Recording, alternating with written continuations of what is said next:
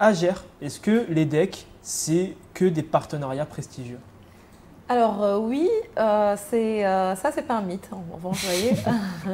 C'est vrai, c'est parce que c'est un choix de notre part de travailler avec vraiment des partenaires de qualité, académique sur le point de vue rigueur, sérieux, qui ont aussi des valeurs cohérentes avec les nôtres.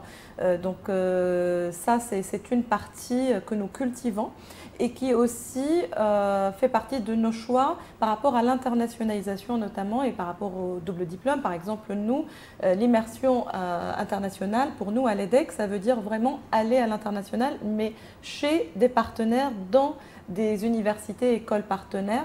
L'international pour nous, c'était en tout cas notre choix, ce n'est pas d'avoir nos propres campus à l'étranger où les étudiants vont, parce que pour nous l'immersion, c'est pas être dans la même école et dans la même structure, mais d'autres.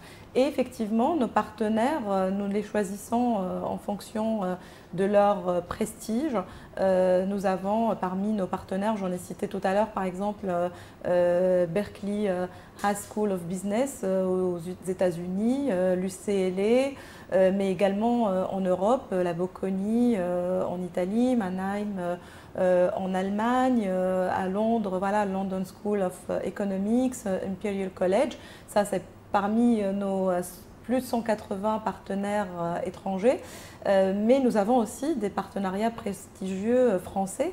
Nous avons par exemple parmi nos partenaires l'école de journalisme de Lille avec qui nous travaillons depuis longtemps sur des électifs et aujourd'hui on lance avec eux un double diplôme, donc c'est nouveau et c'est une bonne nouvelle parce que c'est la meilleure école de journalisme de France. Nous avons aussi l'école centrale de Lille avec qui on a aussi un double diplôme, Sciences Po Lille. Également Mines Paris Tech avec qui nous lançons une spécialisation l'année prochaine en Climate Change and Sustainable Finance.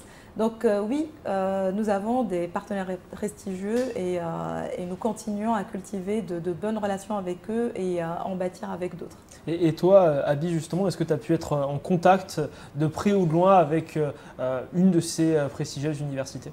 Alors moi, j'ai fait le choix de ne pas partir en échange. Donc en général, en fait à l'EDEC, on peut partir première, deuxième, troisième ou quatrième année.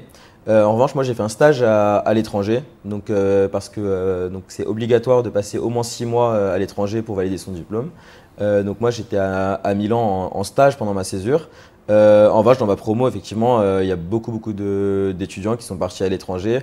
Bon, cette année, ça a été un peu compliqué avec le Covid, mais ouais, il y a beaucoup d'étudiants qui partent. Et effectivement, comme a dit Agère, ils partent partout, où ils veulent, en fonction de ce qu'ils veulent faire aussi, parce que les différentes universités à l'étranger ne proposent pas les mêmes programmes. Donc voilà, ceux qui veulent faire de la finance choisissent telle ou telle université, ceux qui veulent faire du marketing, d'autres universités, d'autres villes, etc. Et il y en a même qui partent plusieurs fois, donc en première année et en quatrième année par exemple, que ce soit pour un échange ou pour un double diplôme.